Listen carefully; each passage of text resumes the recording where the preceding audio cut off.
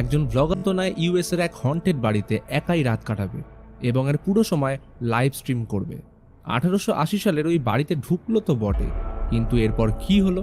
তো এই রহস্য জানতে হলে দেখতে থাকুন শাডার অরিজিনালসে মুক্তি পাওয়া 2022-এর মুভি ডেড স্ট্রিম।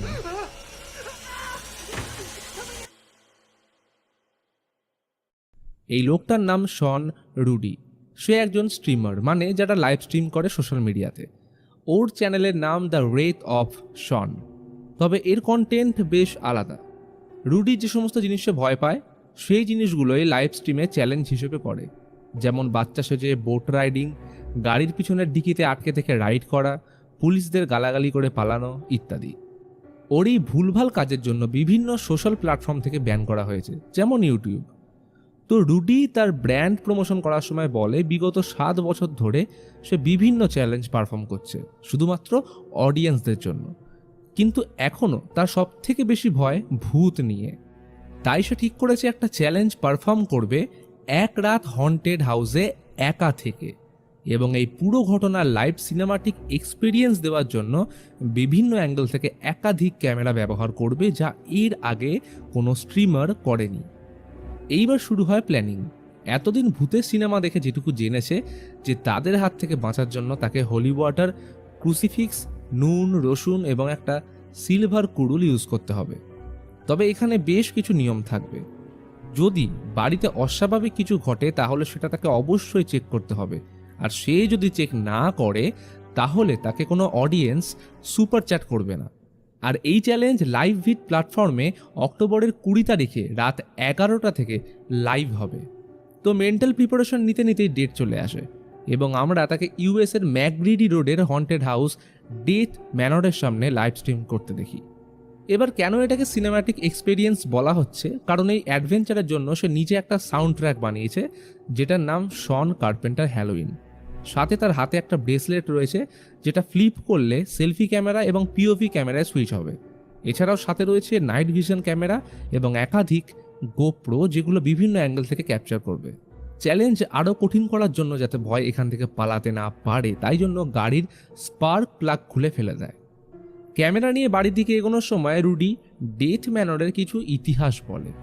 যেমন এই বাড়ি 1880 সালে এক ধনী ব্যক্তি মিস্টার প্র্যাট তার মেয়ে মিলড্রেড প্র্যাটের জন্য তৈরি করেন। মিলড্রেড পেশায় পোয়েট ছিল, কিন্তু কোনো অজানা কারণে ওনার মেয়ে গলায় দড়ি দেয়, যেটা ছিল এই বাড়ির প্রথম মৃত্যু। এইবার প্রশ্ন হচ্ছে, তার মৃত্যুর কারণেই কি এই বাড়ি অভিশপ্ত হয়, নাকি তার আগে থেকেই এটা অভিশপ্ত ছিল? কিন্তু যাই হোক, সময়ের সাথে বাড়ির অনেক দুর্নাম রয়েছে। যেমন কয়েক বছর আগে এই বাড়ির সামনে একটা বডি পাওয়া গেছিল যার পুরো মুখ ইঁদুরে খেয়ে ফেলেছিল। এই বাড়ির বাইরে থেকে সম্পূর্ণ ফুটেজ ক্যাপচার করার জন্য সামনের একটা কাঠের গুঁড়িতে Rudy infrared motion activated camera fit করে। এতে যে কোনো জিনিস এই ক্যামেরার সামনে দিয়ে যখনই পেরিয়ে যাবে তখন তার ছবি অটোমেটিক ক্যাপচার হয়ে যাবে। এরপর রুডি বাড়ির দরজা ভেঙে ভিতরে প্রবেশ করে। স্বাভাবিক অর্থেই এত বছর কেউ না আসার কারণে পুরো বাড়ি অপরিষ্কার। রুমের প্রতিটা দেওয়ালে স্কাল্পচার এবং কিছু অজানা সাইন আঁকা রয়েছে। রুডি যাতে ভয় পালাতে না পারে তাই দরজা লক করে চাবিটা নিচের ম্যান হোলে ফেলে দেয়। লাইভে রুডি বলছিল মিলড্রেড মারা যাওয়ার পরে বাড়িতে আরও 11 জনের মৃত্যু হয়, তাই 1956 সাল থেকে এই বাড়িটা ফাঁকাই পড়ে রয়েছে। বাড়ির পুরনো রান্নাঘরে ঢুকলে দেখে ওর সাথে লাগোয়া একটা রুম রয়েছে এবং আরেকটা সিঁড়ি তার পাশ দিয়ে উপরে উঠে গেছে। প্ল্যান অনুযায়ী সে আপাতত মাস্টার বেডরুম ও রান্নাঘরে ক্যামেরা সেট করে। এছাড়াও যেখানে তার সন্দেহ হবে সেখানে আরও ক্যামেরা লাগানো হবে। রুডি বাড়ি সম্পর্কিত আরও একটা ঘটনা শেয়ার করে। 1910 সালে ম্যাক্স লোল্যান্ড নামের এক ব্যক্তি নাকি এই রুমে থাকাকালীন এমন কিছু অশুভ স্বপ্ন দেখত যা কল্পনার বাইরে। তার কিছু এক্সপেরিয়েন্স তিনি ডায়েরিতেও লিখে গেছেন। লেখা অনুযায়ী একদিন ঘুম থেকে উঠে তিনি এই রুমের উত্তর দিকে কাউকে দাঁড়িয়ে থাকতে দেখেন, যার মুখ দেখা যাচ্ছিল না, কিন্তু এইটুকু বোঝা যায় সে তার দিকেই দেখছিল। ম্যাক্স নাকি মাঝের মধ্যেই তাকে দেখতে পেত এবং সে ফিসফিসিয়ে একটাই কথা বলতো, দ্য পন্ড ওয়াটার স্টিল।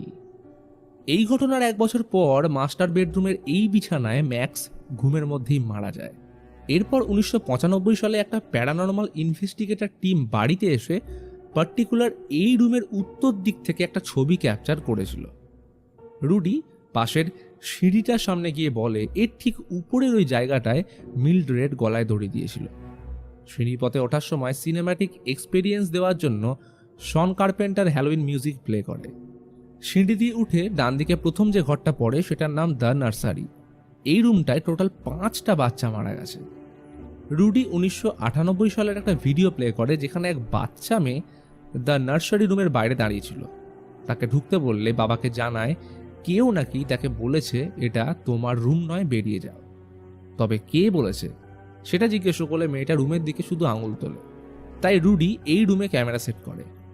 এরপর লাস্ট ছিল বাথরুম। এই বাথরুম নিয়েও কিন্তু একটা ঘটনা রয়েছে। 1955 সালে এই বাথটবে একজনের মৃত্যু হয়েছিল। সেখানেও ক্যামেরা লাগিয়ে 2002 একটা ইভিপি অর্থাৎ electronic voice phenomenon related video play করে। এই ইভিপি মেশিনের পার্টিকুলার তরঙ্গের দ্বারা এমন কিছু আওয়াজ ক্যাপচার করা যায় যেটা মানুষ শুনতে পায় না।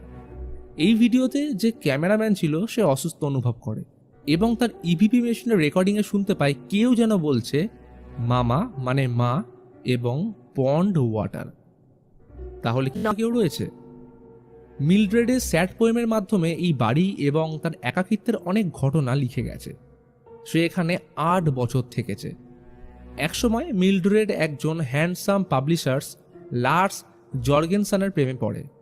তারা একে অপরকে 2 বছর ধরে লাভ লেটার লিখত। কিন্তু এরপর কি হলো সেটা অবশ্য রুডি বলে না, কারণ সব শুরুতে বললে তো হয়েই গেল। রুডি হলওয়েতে আরেকটা ক্যামেরা সেট করে পাশের রুমটায় রাত কাটানোর সিদ্ধান্ত নেয়, কারণ একমাত্র এই রুমেই কোনো কিছু ঘটেনি, যেটা সে নাম দেয় সেফ রুম। ব্যাগ, ল্যাপটপ ও সমস্ত সেটআপ রেখে ঘরের কোণে ক্যামেরা লাগায়। এই রুমের সাইডে একটা ক্লোজেট ছিল, যেটা ওপেন করলে পুরনো কিছু ড্রেসের সাথে তার পিছনে লাগানো একটা কাঠের বোর্ড পায়, যেখানে হাতে সাইনের মতো কিছু একটা আঁকা। জিনিসটা অশুভ মনে হলে রুডি ওটাকে ফেলে দেয়। এরপর কমেন্ট পড়তে বসলে দেখে সুপার চ্যাট বেড়েই চলেছে। সবাই তাকে বাড়িটা এক্সপ্লোর করতে এবং আত্মাদের ডাকতে বলছে, আর সাথে শুনতে চায় মিল্ড্রেডের ঘটনা। রুডি আগে থেকেই সব প্ল্যান করে রেখেছিল, তাই অডিয়েন্স ডিমান্ডে সিয়ন্স পারফর্ম করতে রাজি হয়। কিন্তু কোন রুমে করবে সেটা ঠিক করবে সে নিজেই। এইবার শুরু হয় মিল্ড্রেডের কাহিনী। তো ওরা 2 বছর একে অপরকে লাভ লেটার লেখার পর লার্স তাকে বিয়ের প্রস্তাব দিয়ে তার সাথে বস্টন শিফট করতে বলে।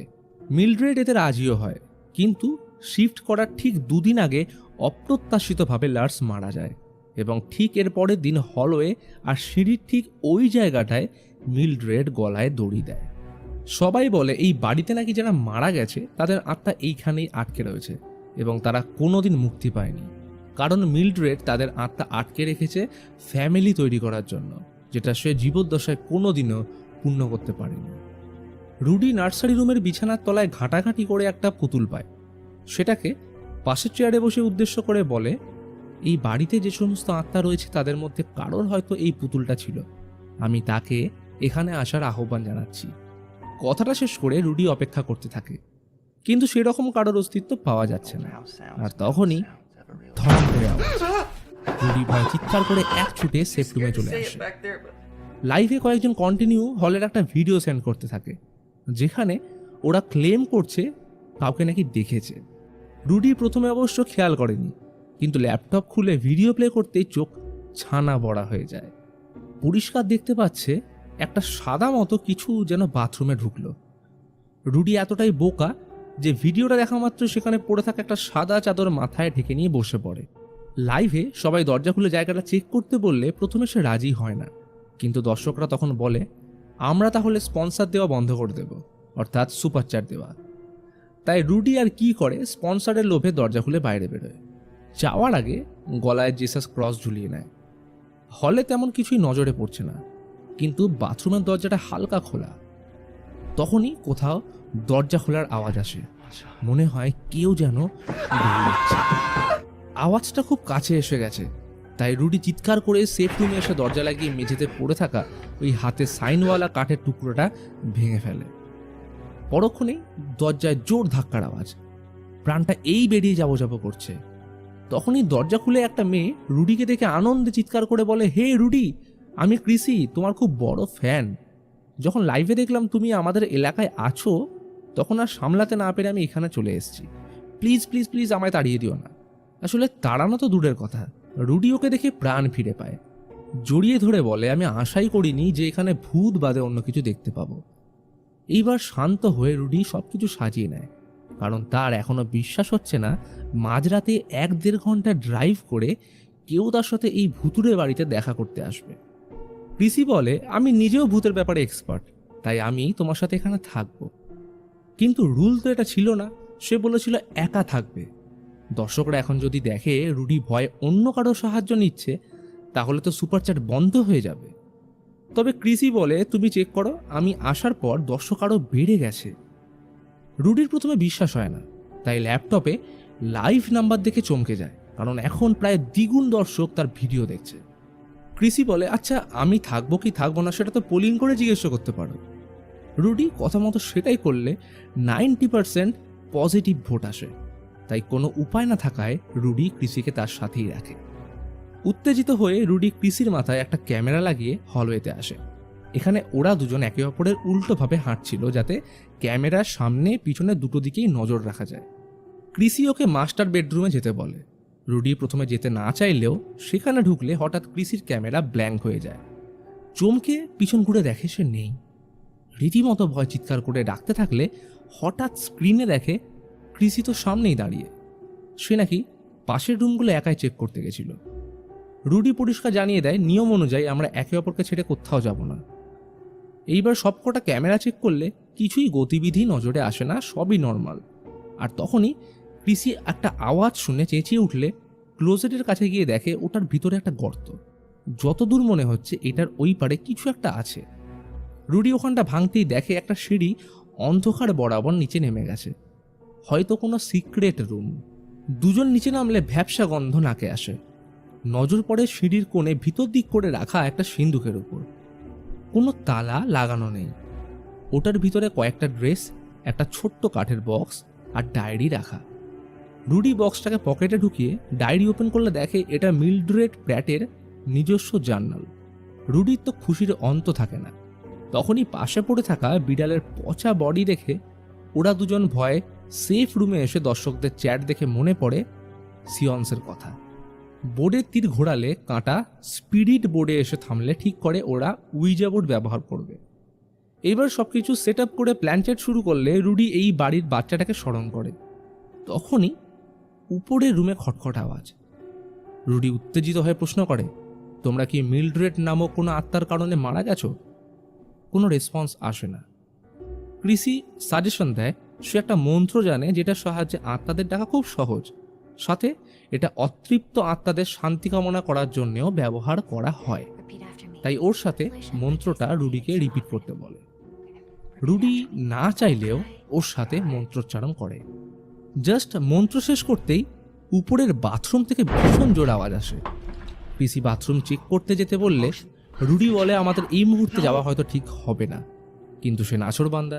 এমনকি একটা সময় ক্রিসিকে একা গিয়েই চেক করতে বললে সবাই কমেন্ট করে, ক্রিসি তোমার থেকে অনেক বেশি সাহসী। কিন্তু রুডি সবাইকে ম্যানিপুলেট করে ক্রিসিকে একাই বাথরুম চেক করতে পাঠিয়ে দেয়। ওর কপালে যেহেতু ক্যামেরা লাগানো, তাই রুডি সেফ রুমে বসে ট্যাবের মাধ্যমে ওর উপর নজর রাখছিল। কিন্তু পরক্ষণে রুডির ঠিক পাশে রাখা উইজা বোর্ডের সিলেকশন টুলটা হঠাৎ জায়গা পরিবর্তন করে। কি হলো ব্যাপারটা বুঝে ওঠার আগেই ট্যাব চেক করতে গিয়ে দেখে সব ক্যামেরা বাদে শুধুমাত্র ক্রিসির ক্যামেরাটাই কাজ করছে না। প্রচণ্ড ভয় তাকে খুঁজতে গেলে বাথরুমের ঠিক পাশের রুম থেকে ক্রিসি বেরিয়ে এসে রুডিকে চমকে দেয়। এতক্ষণে সে প্রচণ্ড রেগে যায়, কারণ শুরু থেকে ক্রিসি বড্ড অদ্ভুত বিহেভ করছে। সে কি আদৌ তার ফ্যান? এমনকি মাঝের মধ্যে এমন এক জায়গায় লুকিয়ে পড়ছে যেন এই বাড়ি তার বহু দিনের চেনা। হঠাৎ প্রশ্ন জাগে, সে এইখানে ঢুকলোই বা কি করে, কারণ সদর দরজায় তো তালা লাগানো। ক্রিসি বলে ও জানলা টপকে ঢুকেছে, কিন্তু রুডি কিছুতেই বিশ্বাস করে না। এমনকি তাকে এই ঘর ছেড়ে বেরিয়ে যেতে বলে, কারণ সে একা সেফ রুমে বাচ্চাদের জন্য এক্সরসিজম করবে, আর যদি দরকার হবে গুগল তো আছেই। কথাটা শুনে ক্রিসি কেমন যেন চুপ করে যায়, আর পরক্ষণে অদ্ভুতভাবে হেসে এক ঝটকায় রুডির উপর ঝাঁপিয়ে পড়ে গলার সাইডটা কামড়ে ছিঁড়ে নেয়। প্রচণ্ড যন্ত্রণায় ছটফট করতে করতে পাশের দেওয়াল থেকে বেরিয়ে থাকা কাঠের টুকরো রুডি গলা লক্ষ্য করে ঢুকিয়ে দিলে ঘটনাস্থলে ক্রিসি মারা যায়। রুডি পুরোপুরি হতভম্ব, কারণ পুরো ঘটনা লাইভে ঘটেছে। তাই দর্শকদের পুলিশ ডাকতে বলে সবার কাছে ক্ষমা চেয়ে বাইরে আসতেই চমকে যায়, কারণ সেখানে ক্রিসির বডি নেই। কিন্তু এটা কি করে হলো? ওর নাম ধরে ডাকলে কোনো উত্তর আসে না, আর তখনই উপর থেকে হিংস্র গর্জনের সাথে আওয়াজ। ভয়ে এক ছুটে সেফ রুমে ঢুকে দরজা বন্ধ করে ট্যাপ চেক করে যা দেখলো, রুডি একেবারেই হতভম্ব। কারণ ক্যামেরায় দেখা যাচ্ছে হলওয়ের ঠিক কোণে দড়িতে ঝুলছে মিলড্রেডের লাশ। ততক্ষণে লাইভে সবাই তাকে পালাতে বলছে, কিন্তু পালাবে কি করে? যেখানে লাশটা ঝুলছে ওটার সামনেই তো সিঁড়ি। ইতিমধ্যে একটা বাচ্চা ছেলের ভিডিও কমেন্টে আসে, যেটা এসে বলে ক্লোজেটের মধ্যে হাতের চিহ্ন আঁকা যে কাঠের বোর্ডটা ছিল ওটাকে হামসা বলে। প্রাচীন ইহুদি, মুসলিম, খ্রিস্টিয়ান এবং পেজান্সরা এটাকে নেগেটিভ শক্তি দূরে রাখার জন্য ব্যবহার করত, কিন্তু তুমি ওটাকে না জেনেই ভেঙে দিয়েছ। কথাটা শুনতে রুডির ভেতরটা শুকিয়ে যায়, কারণ হামসা এই সেফ রুমে ছিল বলেই এখানে এতদিন কিছু হয়নি। কিন্তু তার বোকামির জন্য মিলড্রেড এখনো মুক্ত। রুডি ভয় সাহায্যের জন্য চিৎকার করতে থাকে, কিন্তু তাকে শোনার মতো কেউ নেই। এখন একটাই উপায় রয়েছে, যদি সিঁড়ি থেকে নেমে পালানো যায়, কিন্তু সামনে ঝুলছে মিলড্রেডের দেহ। তবে ওটা কিন্তু সে একমাত্র ইনফ্রারেড ক্যামেরার সাহায্যেই দেখতে পাচ্ছে, নর্মাল চোখে নয়। ট্যাবের স্ক্রিনে দেখে এগোতে এগোতে হঠাৎ ক্রিসি গলা টিপে ওর উপর ঝাঁপিয়ে পড়ে। প্রচণ্ড ভয় চিৎকার করতে গিয়ে রুডি কথা বলার শক্তি হারিয়ে ফেলে। সর্বশেষ চেষ্টা দিয়ে তাকে কাঁধ থেকে ফেলতেই ক্রিসি সিঁড়ি থেকে গড়িয়ে নিচে পড়ে যায়। এই সুযোগে রুডি সদর দরজার সামনে এসে ম্যানহোল থেকে চাবি খোঁজার চেষ্টা করলে সেটা পেয়েও যায়, কিন্তু ক্রিসির আওয়াজ শুনে ভয় জানলা ভেঙে পালাতে গেলে পায়ে চোট লাগে। ততক্ষণে লাইভে অডিয়েন্সরা তাকে ওই চাবি দিয়ে কাঠের বক্সটা খুলতে বলে। রুডি এতক্ষণ ভাবছিল এটা সদর দরজার চাবি, কিন্তু না, এটা সেই বক্সের। ওপেন করতেই মিলড্রেডের একটা পুরনো ছবি পায়, যেটা সম্পূর্ণ ক্রিসির মতো দেখতে। অর্থাৎ এতক্ষণ সে ভুল ভাবছিল যে ক্রিসি মিলড্রেডের কারণে পজেসড, কিন্তু আদতেই সেটা নয়, কারণ ক্রিসি আর অন্য কেউ নয়, স্বয়ং মিলড্রেড। এছাড়াও বক্সে কাপড়ে মোড়া একটা কাটা আঙুল রাখা ছিল, যেটা দেখে আইডেন্টিফাই করতে পারে যে এটা মিলড্রেডের আঙুল। ততক্ষণে বাকিরা উপরে জানলা দিয়ে তাকে ঝাঁপ মারতে বলে। রুডি রাজি না হলেও পাশে পড়ে থাকা বড় দড়ি দেখে তার মনে একটু হলেও সাহস জাগে। রুডি আর দেরি না করে দ্য নার্সারি রুমে জানলা দিয়ে পালানোর সিদ্ধান্ত নেয় এবং বিছানার এক সাইডে দড়ি বেঁধে নামতেই যাবে, আর তখনই দেখে বিছানায় সাদা চাদরের নিচে কেউ যেন শুয়ে কাঁদছে। আর পরক্ষণে সেটা এক ঝটকায় ওর দিকে এগিয়ে আসলে রুডি প্রাণপণে দৌড়ে সেফ রুমে ঢুকে যায়। তখনই এক মহিলার মেসেজ আসে। তিনি ব্রাউন ইউনিভার্সিটির ল্যাটিন প্রফেসর। উনি বলেন ক্রিসি সিয়ন্স পারফর্ম করার সময় মৃতদের সাথে ইন্টারাকশন করার জন্য যে মন্ত্র রুডিকে দিয়ে বলা করিয়েছিল সেটা আসলে মিথ্যে, কারণ এই মন্ত্র ট্রান্সলেট করার পর যেটা দাঁড়ায় সেটা হলো, আমি নিজের ইচ্ছায় তোমার প্রতি আমার আত্মা উৎসর্গ করলাম। অর্থাৎ এতক্ষণ মিলড্রেড ওর সাথে চালাকি করেছে, তাই মহিলাটি তাকে যেমন করেই হোক বাড়ি ছেড়ে দ্রুত পালাতে বলে। কিন্তু এত কিছুর মাঝেও বেশ কিছু দর্শক পুরো ব্যাপারটাই সাজানো বলে মনে করছিল, তাই বিভিন্নভাবে ওর সাথে কমেন্টে মজা করতে থাকে। কেউ আবার তাকে মিলড্রেডের হাতে খুন হওয়ার থেকে বাঁচার জন্য নিজেকেই মেরে ফেলতে বলে এবং কমেন্টে RIP রুডি স্প্যাম করতে থাকে। এই কমেন্টগুলো দেখে রুডি উত্তেজিত হয়ে চিৎকার করতে শুরু করলে আবার একটা আওয়াজ শুনে চমকে যায়। তখনই কি ভেবে পায়ের কাপড়টা সরাতেই দেখে মিলড্রেড। কোনো রকমে উঠে কিছু না ভেবে এক ছুটে উপরে জানলা দিয়ে রুডি নিচে ঝাঁপ মারে। কয়েক সেকেন্ড ঘোরের মধ্যে থাকার পর উঠে দেখে পায়ে কাঠের টুকরো বা কিছু একটাই লেগে বেশ কিছুটা জায়গা কেটে ফাঁক হয়ে গেছে, কিন্তু এখনো পুলিশ আসছে না কেন? তাই যতক্ষণ না কেউ আসছে নিজেকে সামলাতে হবে, তাই পকেটে রাখা ফার্স্ট এড কিট বের করে ক্ষতস্থানটা ড্রেসিং করে ব্ল্যাক টেপ দিয়ে বেঁধে দেয় যাতে রক্ত না বেরোয়। ইতিমধ্যে ছুটে গাড়ির সামনে আসলে হঠাৎ মনে পড়ে পাশের জঙ্গলটায় গাড়ির স্পার্ক প্লাগ ছুঁড়ে ফেলে দিয়েছিল, তো ওটাকে যেমন করেই হোক খুঁজে বের করতে হবে। অনুমান করে জঙ্গলের সেই জায়গায় এসে একটু খোঁজাখুঁজি করতে জিনিস দুটো পেয়েও যায়, কিন্তু পাশ থেকে গোঙানির শব্দ কানে আসে। প্লাগ দুটো তুলে বেরোতেই যাবে, তখনই জঙ্গলের মধ্যে বিকৃত ক্রিয়েচার দিকে ছুটে পালাতে গেলে গাড়ির সামনে এসে উল্টে পড়ে যায়। হেই, তুমি কি শন? সাহায্যের হাত বাড়িয়ে দেয় একজন পুলিশ। অর্থাৎ এতক্ষণ যার জন্য ওয়েট করছিল সে এসে পড়েছে। আনন্দে রুডি তাকে জড়িয়ে ধরে। কিন্তু পুলিশের গাড়ি কোথায়? সে এলোই বা কি করে? তখনই পুলিশটা অদ্ভুত বিহেভ করে অপার্থিব স্বরে কথা বলতে শুরু করলে রুডি ওকে মেরে এক ছুটে গাড়িতে উঠে বসে। কিছুক্ষণ পর দেখে কাঁচ লাগানো অবস্থায় বাইরে কাউকে দেখা যাচ্ছে না, তাই গাড়ির ভেতর পড়ে থাকা ক্যামেরাটা একটা লাঠির মধ্যে লাগিয়ে কাঁচের বাইরে বের করে দেখার চেষ্টা করে। দেখে পুলিশটা মাটিতে শুয়ে কাঁপছে। রুডি ভয়ে কাঁচ তুলে ভিতরেই বসে পড়ে। তখনই একজন কমেন্ট করে যে তারা হামসা লেডিকে খুঁজে পেয়েছে। কমেন্টের একটা ভিডিও প্লে করলে দেখে একজন ঠাকুমা যার নাম হেডি, তিনি 15 বছর বয়সে এই বাড়িতে ন্যানির কাজ করতেন। তখন মিলড্রেডের হাত থেকে নিজেকে বাঁচানোর জন্য এবং এই বাড়িতে মিলড্রেডের প্রভাব কমানোর জন্য ওই ক্লোজেটে হামসা বানিয়ে রাখেন, যেটা রুডি ভেঙে দিয়েছে। তবে এখন বাঁচতে হলে একটাই উপায়, যেহেতু মিলড্রেডের আত্মা এখন ডেভিলের কন্ট্রোলে, তাই সে এখন পাওয়ারফুল। তেমনই হামসাটাকেও ততটাই পাওয়ারফুল বানাতে হবে যেটা ওর সমতুল্য, এবং সেক্ষেত্রে স্যাক্রিফাইস হিসেবে ব্যবহার করতে হবে মাংস। তখনই পুলিশটা এক অদ্ভুত আকার নিয়ে গাড়িতে এসে ধাক্কা মারলে নিজেকে বাঁচানোর জন্য রুডি পটেটো গান নিয়ে বসে পড়ে। কিন্তু উল্টো দিকের কাঁচের জানলা ভেঙে পুলিশ তাকে টেনে বের করে। কিন্তু এইবার নিজেকে বাঁচানোর জন্য পটেটো গান শ্যুট করতেই সেটা তার বুকের এপার ওপার হয়ে যায়। কিন্তু এইসবের মাঝে ট্যাবের স্ক্রিনটাও ভেঙে গেছিল। কি করবে ভেবে না পেয়ে আবার গাড়িতে উঠে বসে। এখন বুঝতে পারছে না যে আদৌ লাইভ চলছে কিনা। হঠাৎ মনে পড়ে মিলড্রেডের ডায়েরির কথা। ওটা খুলতেই ভিতর থেকে একটা চিরকুট বেরিয়ে আসে, যেটায় আনহোলি হ্যান্ড অফ পাওয়ারের ব্যাপারে লেখা ছিল, যেটা এক রকমের রিচুয়ালস যার মাধ্যমে আত্মাদের কন্ট্রোল করা যায়। তো এইবার রুডি দর্শকদের কথা ভেবে মনের সাহস জুগিয়ে শন কার্পেন্টার হ্যালোউইন মিউজিক বাজিয়ে ভিতরে প্রবেশ করে টেবিলে রাখা হোলি ওয়াটার ও মিট কাটার নিয়ে সাথে লাঠির ডগায় ছুরি বেঁধে উপরে রসুন লাগিয়ে শুরু করে মিলড্রেড হান্টিং। সিঁড়ি টপকে সেভ রুমে এসে ল্যাপটপ ওপেন করলে দেখে সৌভাগ্যবশত লাইভ এখনও চলছে। তখনই নার্সারি রুম থেকে কান্নার আওয়াজ। বুঝতে পারে জিনিসটা আরও খারাপ থেকে খারাপতর হতে চলেছে, তাই লাইভে রুডি সকলের থেকে ক্ষমা চেয়ে নেয় আজ পর্যন্ত যা যা বাজে কাজ করেছে তার জন্য। এমনকি বর্ণবিদ্বেষী মনোভাব থেকে বেরিয়ে এসে এই লাইভটা ব্ল্যাকস এবং মেক্সিকানদের প্রতি উৎসর্গ করে প্রশংসার সাথে বলে, আমি রুডি তোমাদের এমন লাইভ এক্সপিরিয়েন্স দিতে চলেছি যা আজ অবধি কোনো ক্রিয়েটার করেনি। এই বলে মিউজিকের সাথে লাঠিতে লাগানো ছুরির মধ্যে ক্যামেরা লাগিয়ে চেঁচিয়ে বলে, মিলড্রেড আমি আসছি। রুডি হলওয়েতে বেরিয়ে রিচুয়ালসের মন্ত্র জোরে জোরে বলতে শুরু করলে নার্সারি রুম থেকে জোর আওয়াজ শুনতে পেয়ে ওখানে ঢুকে দেখে বিছানায় একটা বাচ্চা বসে। রুডি টেবিলে রাখা পুতুলটা নিয়ে ওর দিকে এগোলে বাচ্চাটা ফিরে তাকাতেই দেখে ওর পেট থেকে আরেক ভয়ানক রূপী বিকৃত ক্রিয়েচার বেরিয়ে বসে আছে। রুডি ভয়ে দরজা লাগিয়ে বাইরে থেকে হোলি ওয়াটার ছড়িয়ে দেয়। তখনই পাশ থেকে মিলড্রেড ক্ষীণ গলায় ডেকে ওঠে।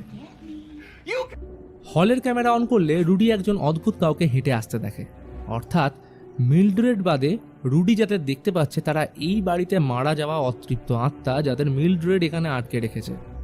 রুডি তাকে লক্ষ্য করে মারতে গেলে উল্টে নিজেই মার খেয়ে ভয়ে বাথরুমে ঢুকে পড়ে। বাইরে পরিষ্কার মিলড্রেডের উপস্থিতি বোঝা যাচ্ছে, তার কণ্ঠস্বরে এক ভয়ানক শিহরণ। হঠাৎ লাইট অফ। কানের একদম পাশে মিলড্রেড বলে ওঠে, Sean, I want you to meet someone. যখন লাইট এলো দেখা যায় রুডির চোখ দুটো সাদা আর সে বাথটাবে বসে আছে। তখনই মিলড্রেড ওর মাথা ধরে জলে ডুবিয়ে দুটো থাপ্পড় মারতেই চোখ দুটো নর্মাল হয়ে যায়। আর ইতিমধ্যে জলের ভেতর থেকে উঠে আসে আরেক ভয়ানক আত্মা। রুডি নিজেকে বাঁচানোর জন্য হোলি ওয়াটারের সিরিঞ্জ ওর চোখে ঢুকিয়ে দিতেই হঠাৎ মাথাটা ফেটে গেলে গোটা শরীরে হলুদ তরল ছড়িয়ে পড়ে। নিজেকে সামলে বাইরে আসতেই উপর থেকে মিলড্রেড ঝাঁপিয়ে যায়। দুজনের মধ্যে শুরু হয় ধস্তাধস্তি। শনের মাথা দেওয়ালে ঠুকে ঠুকে প্রাণ ওষ্ঠাগত। অবশেষে মিট কাটারটা মিলড্রেডের মাথায় ঢুকিয়ে দিলেই সব শান্ত। এই সুযোগ পালানোর। কিন্তু এত কিছুর পরেও মিলড্রেড উঠে সেফ রুমে ঢুকতেই শন ট্রিক করে পিছন দিয়ে তাকে অ্যাটাক করে মেঝেতে আঁকা হামসার মধ্যে এনে বেঁধে রিচুয়াল শুরু করলে কোনো লাভ হয় না। মিলড্রেড একের পর এক ঘুষি মেরে ওকে কাবু করে ফেলে। এইসবের মাঝে ওর মুখে লাগানো ব্ল্যাক টেপ ছিঁড়ে দিতেই মিলড্রেডের রূপ আরও ভয়ঙ্কর হয়ে ওঠে। ওকে কোনো রকমের সরিয়ে পালাতে গেলে দুজনে সিঁড়ি থেকে গড়িয়ে নিচে পড়ে যায়। হয়তো এটাই শেষ, বাঁচার আর আশা নেই। রুডি লাইভে সবাইকে থ্যাংক ইউ জানিয়ে ট্যাবটা বুকের মধ্যে জড়িয়ে ধরে। কিন্তু এর মাঝেও অনেকেই সব দেখে মজা পাচ্ছে, আবার কারোর মতে সব কিছু ফেক। তখনই নজর পড়ে মিলড্রেডের সেই কাটা আঙুলটার দিকে।